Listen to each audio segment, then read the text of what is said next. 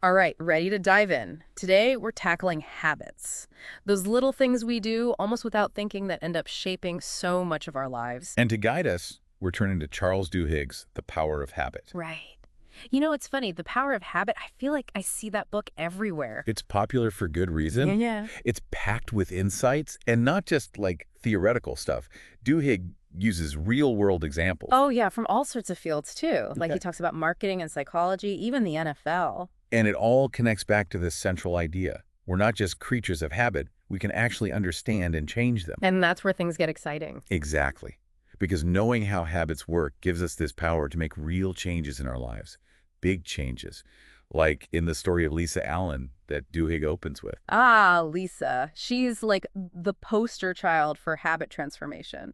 Quit smoking, lost weight, ran a marathon, the whole 9 yards. It's incredible, right? And all in just a few years. It really highlights something key, too. You don't need, like, superhuman willpower to make those changes. It's about understanding the system. The system being the habit loop.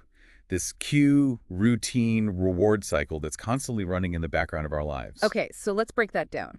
Cue. I'm picturing, like, a starting pistol. Is that close? Think trigger. It's anything in your environment or even your internal state that kicks off the routine. Okay, so time of day, certain place, even an emotion could be a cue. Exactly. Or even a specific thought pattern. So say my cue is that 3:00 p.m. slump. I'm dragging. What happens next?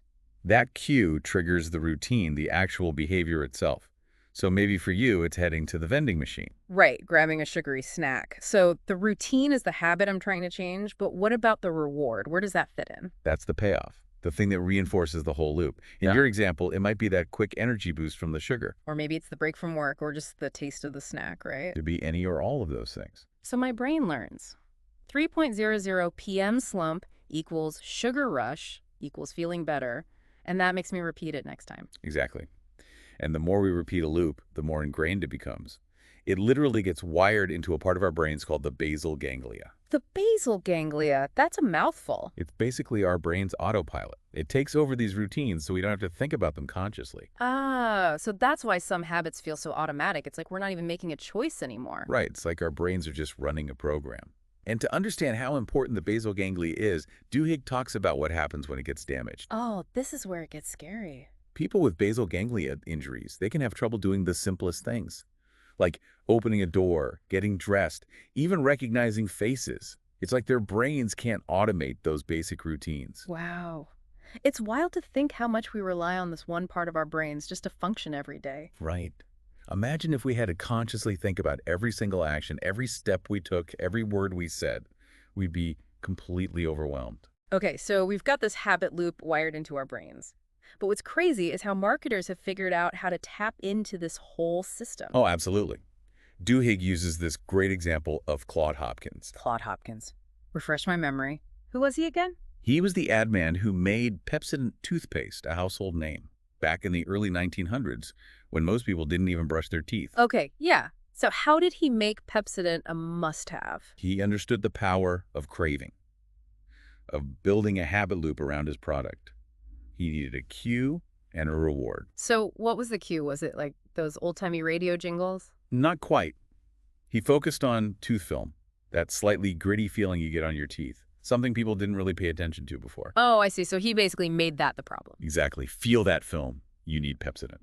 Clever. And then the reward, I'm guessing, wasn't just like clean teeth, real. No, it had to be something more appealing. He tied it to the idea of beautiful teeth. Suddenly, everyone wanted that dazzling smile, and Pepsodent was the key. So he took this basic need and turned it into a nationwide habit just by finding the right cue and reward. That's like marketing genius. And it's still happening today. Oh, all the time. One of the best examples Duhigg gives is Febreze. Remember, P&G initially marketed it as a solution for bad smells. Right, like get rid of that pet odor. Exactly. But sales were, well, they weren't great. They discovered that the real reward people wanted wasn't just no bad smells. It was that feeling of accomplishment after cleaning. So they were targeting the wrong reward. Exactly. People already cleaned, so the cue was there. They just needed to tap into the existing reward. By making Febreze the final step in the routine. Right, like a little celebration, and boom, sales exploded. Amazing how understanding that true reward can make all the difference. And it's not just about selling us stuff. Think about weight loss. Duhigg talks about a study of people who successfully lost weight and kept it off. Okay, what was their secret? They had a super clear picture of the reward they wanted. Fitting into those jeans, having more energy, feeling healthier. They used that craving to override temptations. So they were like hacking their own habit loops. Exactly. And speaking of hacking habits, Duhigg takes us into the world of addiction recovery with Bill Wilson, the co-founder of Alcoholics Anonymous. AA. I'm curious about this one. It's been around forever, but how does it actually work? It's fascinating. Wilson was actually a former agnostic who found spirituality in his own recovery. So AA has this spiritual aspect woven into it with the 12 steps. Right, the 12 steps. They might seem, a little old school, but their effectiveness is really about how they target those habits, isn't it? You got it. For example, AA encourages 90 meetings in 90 days. That's replacing those old drinking routines with new supportive ones. It's like a complete rewiring of the habit loop. Exactly. And it's not just the routines. Yeah. That spiritual component plays a role too. Belief in a higher power, even if you don't take it literally, it gives this sense of, feeling like change is possible. Like you've got backup in this fight. And there's research to back it up. Studies show that belief itself, regardless of religion, can give people strength to overcome challenges. Wow, that's powerful. It's like a self-fulfilling prophecy. If you believe you can change, you're more likely to actually do it. Okay, so AA is like a framework for inserting new routines and beliefs, rewiring those habits. Right. And this rewiring isn't just for addiction either. Duhigg talks about Mandy, this chronic nail biter who used habit reversal training. Habit reversal, what's that? Basically, she learned to identify her cue, that tension in her fingers, and replace the nail biting with something else, like clenching her fists. So it's like interrupting the routine and putting a new one in its place? Exactly. But what about those habits that feel like they're part of us, the ones that have been there forever? The ones that feel impossible to break. That's where we get into keystone habits. And this is where things get really interesting. Keystone habits, that sounds kind of mysterious. What are we talking about here? They're these small changes that can have like this ripple effect. They impact other areas of our lives in ways we might not expect. Okay, I need an example. Help me visualize this. Think about Tony Dungy, the coach who turned the Tampa Bay Buccaneers around. They were like the worst team in the NFL. Yeah, I remember those days. So what did he do? Some crazy new training regimen. It wasn't about making huge, sweeping changes. He focused on this one keystone habit, changing how players reacted to a few specific cues on the field. So by changing how they reacted in those key moments, it changed their whole game. Exactly. It's like a shift in mindset. It's not just about changing the behavior, it's changing how you approach things. Okay, I'm starting to see how this works. But this idea goes beyond football, right? Oh, yeah. Duhigg also talks about Paul O'Neill, the CEO of Alcoa. When he took over, the company was struggling. What did he do? Big layoffs? Restructuring? Nope. He focused on worker safety. Wait, worker safety. How does that turn a company around? It seems counterintuitive, but O'Neill knew that creating a culture of safety would have ripple effects. Okay, I'm listening. It led to better quality, higher productivity, and even cost savings because they had fewer accidents. Wow. It's amazing how a seemingly small focus can change so much. It comes down to those small wins. Yeah. Each improvement in safety built momentum, made people believe bigger changes were possible. Right, like success breeds success. Exactly. And this idea of small wins applies to anything. Duhigg even talks about how the American Library Association got the Library of Congress to change how they categorize books about gay rights. Interesting. How did that make a difference? It might seem minor, but it had this ripple effect. It started influencing legislation and how people viewed the movement. So even seemingly tiny changes can spark bigger ones, huh? It's like that butterfly effect in action. But we can't forget about the people around us. Yeah, how do our relationships or social circles fit into all this? That's where we get into social habits. And there's no better example than Rosa Parks and the Montgomery bus boycott. Everyone knows about Rosa Parks refusing to give up her seat, but how did that one act spark a whole movement? Because it wasn't just about her. Think about it. She was deeply respected in her community. She had strong ties to her church and various social groups. Right, she wasn't just some random person. Exactly. When she was arrested, it wasn't just about her anymore. it triggered this network effect. It was the strength of those connections that amplified her action, right? Exactly. Her personal habit, her willingness to stand up for what she believed in, it became contagious. It spread through those networks. So that's the power of social influence. And it's something we can all use when trying to change. So if we surround ourselves with people who support our goals, it's more likely we'll stick with those new habits. Exactly. And this idea of social connection influencing us, it's backed up by research. Duhigg talks about Mark Granovetter's work on the strength of weak ties. Weak ties, what's that all about? Those are the connections we have with people we're not super close to, like acquaintances, people we see at work, in our social circles. I see. So not our best friends. Right. And Granovetter found that these weak ties can actually be more helpful than our close friendships for things like finding a job or new ideas. Really? Why is that? You'd think our best friends would be more helpful. Well, think about it. We tend to share the same information with close friends, the same social circles. But our weak ties, They have access to different networks. exactly. Yeah. They offer different perspectives and information. So it's not just who you know, it's who you know differently. Precisely. And this principle goes way beyond just jobs. Duhigg uses the example of Freedom Summer. Freedom Summer. Right. College students went down south to register black voters. Yeah. And the research shows that the students most likely to actually participate were those who had strong religious beliefs and were active in a church. So it was the combination of the belief and the community that made a difference. Right. They had people holding them accountable. And Duhigg talks about how a pastor named Rick Warren, he used this understanding of social habits to build a thriving church. Interesting. How did he do that? He was strategic about it.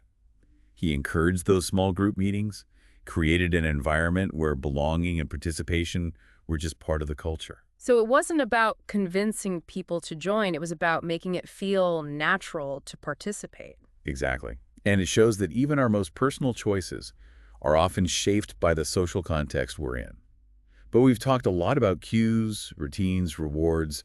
What about willpower? Yeah, isn't that the key to changing? It's absolutely essential, but it's more complicated than we think. Duhigg really digs into the science of it. Okay, lay it on me. What does the science say?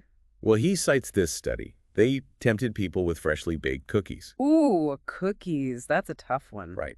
But they only let some people eat them. Oh, so some had to resist. Then they gave both groups a mentally challenging task.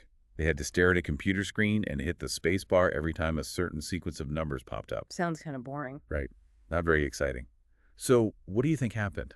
Well, I'm guessing the people who didn't eat the cookies. Gave up on the task faster. So resisting those cookies drained their willpower. Exactly. And this has been shown in lots of studies. Willpower isn't this unlimited thing. It's more like a muscle. That makes sense. After a long day, I have zero willpower to cook. Right. And that's important to remember when changing habits. If we try to do too much at once, we'll fail. We need to be strategic, conserve our energy. Pick one habit and go all in. That's the idea. And that's where implementation intentions come in. Implementation intentions. Sounds intense. It's just a fancy way of saying have a plan. Oh, okay. It's about anticipating those moments where you're likely to slip up and having a plan ready. So like if I'm stressed and want a cigarette. Exactly. I'll take 5 deep breaths and call a friend. You're removing the decision-making from the moment when your willpower is weak. I like that. It takes the pressure off. Yeah. But with all this willpower and planning, habit change sounds like a lot of work. It does take effort. But Duhigg also talks about how important belief is. He tells the story of Travis Leach. Travis. He overcame a lot of adversity to become a successful Starbucks manager. So how did belief factor into that? He had a rough childhood, but he had a mentor who believed in him, even when he didn't believe in himself. Sometimes we need someone to help us see our own potential. Right. And as Travis started achieving things, his own belief grew. That's a great story. So how do we cultivate that belief, especially if we've struggled in the past? Duhigg says belief is a skill, and one of the best ways to build it is by focusing on those small wins. So don't get overwhelmed by the big picture. Focus on the little steps. Exactly. And remember how we talked about willpower being like a muscle? Belief is like a booster shot. Interesting. Explain that. When we believe in ourselves, we're less likely to give up when things get tough. We're more willing to push through. It creates like a positive feedback loop. Small wins build belief. Belief strengthens willpower. Willpower leads to bigger wins. Exactly. It's a cycle. But there's one piece we haven't talked about yet. emotions. Yeah, where do they fit in? They feel like a big part of our habits. They are. And Duhigg says emotions are both drivers of our habits and something we can learn to control. Wait, control our emotions. How is that possible if they're so automatic? Think of it this way. We can't always control how we feel, but we can control how we react. Okay, that makes sense. But how do we actually do that? Duhigg talks about Howard Schultz, the founder of Starbucks. Okay. He's a pretty successful guy, so I'm listening. He's also known for being pretty emotional, especially about his company. But he was very intentional about creating a specific customer experience. The whole Starbucks vibe, friendly, welcoming. Exactly. And he knew his employees needed tools to manage their emotions, especially dealing with difficult customers. So they needed habits for how to respond in those situations. Right, that's where their training comes in.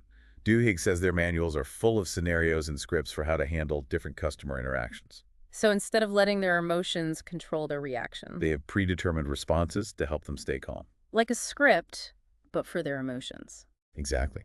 And Duhigg says this isn't about creating robots. It's about giving employees skills to handle those tough moments. Right, so they can still provide good service. And we can apply this to our own lives. So if I'm prone to road rage, I could create a habit of taking deep breaths instead of yelling. Exactly. It's about recognizing our triggers and finding ways to respond differently. But this brings us to one of the biggest takeaways from the book. Okay, what is it? Habits are powerful, but they're not destiny. We can change them. I love that message. But we have to understand how they work and have a plan and believe that we can change. Duhigg's stories are so inspiring. They remind us that change is possible. It just takes time. It's about small steps and believing we can create the lives we want. But there's still more to unpack. We've covered a lot, but we haven't touched on some of the more controversial stuff yet. Oh, like what? How our habits are being manipulated by marketers, tech companies, even governments. Okay, now I'm really intrigued. Okay, we're back and ready to wrap up our deep dive into the power of habit. It's wild how much we've uncovered already. But before we finish up, we have to talk about the dark side of habits, the ways they can be, well, manipulated. It's true. Duhigg definitely doesn't shy away from that. We touched on how Target uses data to predict pregnancies, but it goes even deeper. Oh, yeah. Lay it on me. What else is going on? Well, he talks about casinos, how they've become experts at exploiting our habits. Casinos. I mean, everyone knows they're designed to, take your money. But what's the connection to habits? It's all about creating this really powerful loop around gambling. Yeah. Those flashing lights, the sounds of the machines, that's your cue. Right, that whole casino atmosphere. Then you have the act of pulling the lever or pushing the button. That's the routine. And then the reward. I'm going to say it's not just winning, right? It's that intermittent reinforcement, that occasional win that gives you a rush, keeps you coming back for more. It's like those lab rats we talked about. Getting a pellet of food every so often. It keeps them hitting that lever. That's the basic idea. But with slot machines, it gets even trickier. How so? They're designed to deliver a lot of near misses. Yeah, those times when you almost win, but just barely miss out. Ugh, I hate those. It's like, come on, one more spin. I'm so close. And that's what they want you to think. Those near misses, they actually trigger dopamine in our brains. Dopamine, that's the feel-good chemical, right? Exactly. The one associated with pleasure and reward. So even though you're losing, your brain's getting tricked into feeling like you're winning. So it's like they're hacking our brain chemistry. That's kind of creepy. It is. And it's not just casinos. This idea of intermittent reinforcement, it's used in all sorts of things that are designed to be addictive. Social media apps, video games. Oh, yeah, those notifications that pop up on your phone, you have to check them. It's something to be aware of, definitely. The more we understand these mechanisms, the better choices we can make. Right, so we don't get sucked in. But let's talk about something even deeper. The connection between habits and our beliefs, our values. That's where things get really interesting. Duhigg talks about this fascinating case of Brian Thomas, this man who killed his wife while he was sleepwalking. Sleepwalking? How is that even possible? It's rare. But basically, during sleep terrors, our brains can go into this kind of autopilot mode.